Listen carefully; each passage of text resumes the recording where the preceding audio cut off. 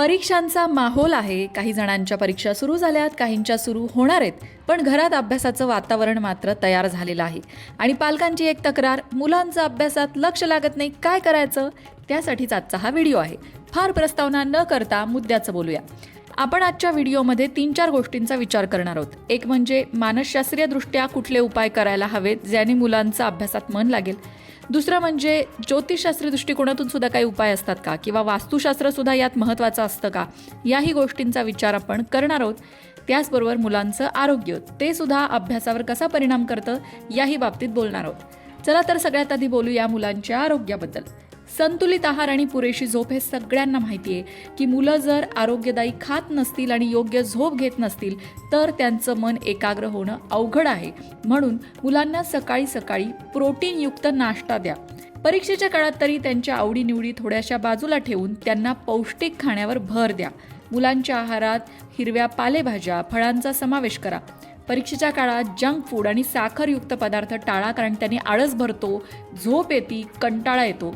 म्हणून मुलांना पौष्टिक आहारच, किंवा आयांकडे तर अशा भरपूर ट्रिक्स आणि टेक्निक्स असतात ज्यामध्ये पौष्टिक पदार्थसुद्धा टेस्टी करून त्या मुलांना खायला घालू शकतात. त्यामुळेच मुलांचा आहार जो आहे तो परीक्षेच्या काळात पौष्टिकच असेल याकडे लक्ष द्या. जंक फूड आणि खूप गोड पदार्थांपासून मुलांना लांब ठेवा, कारण त्यामुळे एकाग्रता कमी होते, चिडचिड, कंटाळा या गोष्टी वाढतात. आणि मुलं रोज किमान रात्री 8 ते 10 तासांची शांत झोप घेतायत ना, याकडे सुद्धा लक्ष द्या. तुमची मुलं जर खूप चिडचिड करत असतील तर आयर्नची कमतरता हे सुद्धा त्यामागे कारण असू शकतं. त्यासाठी तुम्ही तज्ज्ञ डॉक्टरांचा सल्ला नक्की घ्या. म्हणजे डॉक्टर त्या संदर्भातले विटॅमिन्स किंवा औषधं मुलांना देतील, जेणेकरून मुलांचं आरोग्य चांगलं राहील. आणि आरोग्य चांगलं राहिलं तर ते मन एकाग्र करू शकतील. आता वळूया पुढच्या उपायाकडे, जो मुलांच्या मानसशास्त्राचा विचार करून सांगितला गेलाय. एक म्हणजे आईवडिलांची अपेक्षा असते की मुलांनी 3-4 तास भरपूर बसून एकपाठी अभ्यास करूनच टाकावा.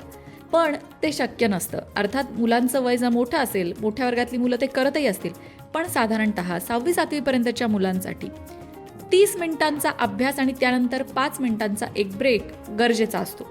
मेंदू एका वेळी 25 ते 30 मिनिटं चांगलं फोकस करू शकतो.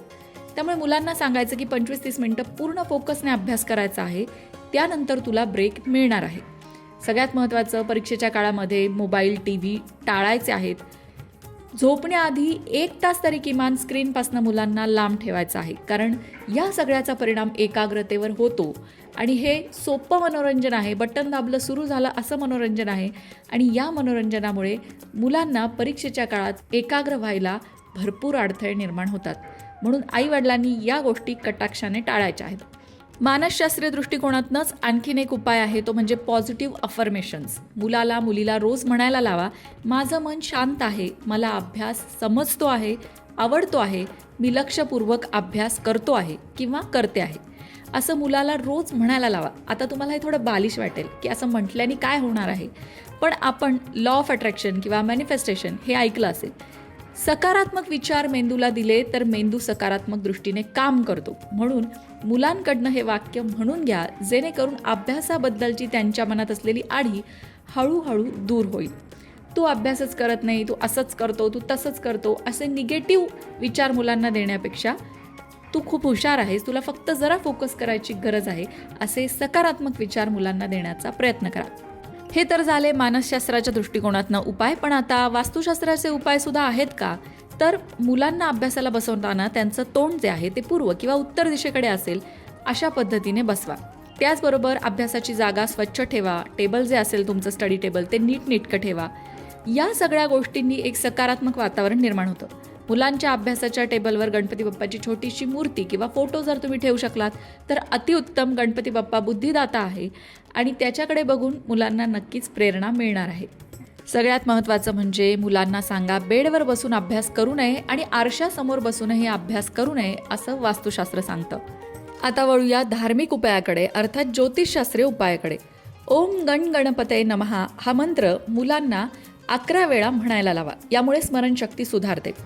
जर हा मंत्र म्हणणं शक्य नसेल तर मुलांना तुम्ही गणपतीचं संकटनाशन गणेश स्तोत्र शिकवू शकता.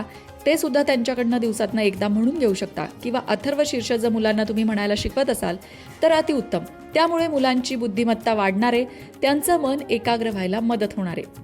मंडळी, मला माहिती आहे की मुलांना अभ्यासाला लावणं हे अतिशय अवघड काम आहे, पण म्हणूनच या व्हिडिओमध्ये काही उपाय देण्याचा प्रयत्न केलेला आहे, जेणेकरून तुम्हाला थोडीशी मदत तरी नक्कीच होईल. प्रयत्न आवडला असेल तर कमेंट करून नक्की सांगा. मंडळी, वास्तुशास्त्र, ज्योतिषशास्त्र, अंकशास्त्र यासारख्या विषयांवर तुमच्या मनात काही शंका असतील तर त्या कमेंट बॉक्समध्ये नक्की विचारा. तुमच्या प्रश्नांची उत्तरं घेऊन येण्याचा प्रयत्न आम्ही नक्कीच करू. त्याचबरोबर आणखीन कोणत्या विषयांवरचे व्हिडिओ तुम्हाला ऐकायला आवडतील ते सुद्धा कमेंट करून सांगा, म्हणजे तुम्हाला हव्या असणाऱ्या विषयांवर सुद्धा व्हिडिओ घेऊन आम्ही येऊ. ज्योतिषशास्त्र, अंकशास्त्र, वास्तुशास्त्र यांसारख्या विषयांवरचं योग्य मार्गदर्शन तुमच्यापर्यंत पोहोचवण्याचा आमचा हा प्रयत्न आहे. तेव्हा तुमच्या शंका कमेंट बॉक्समध्ये नक्की विचारा. अशाच प्रकारच्या माहितीपूर्ण व्हिडिओंसाठी लोकमत भक्ती चॅनलला सबस्क्राईब करा आणि बेल आयकॉनवर सुद्धा क्लिक करा, म्हणजे आमच्या नवनवीन व्हिडिओचं नोटिफिकेशन तुम्हाला मिळत राहील. तसंच योग्य आध्यात्मिक मार्गदर्शनासाठी लोकमत भक्तीच्या फेसबुक पेजला फॉलो करायला विसरू नका.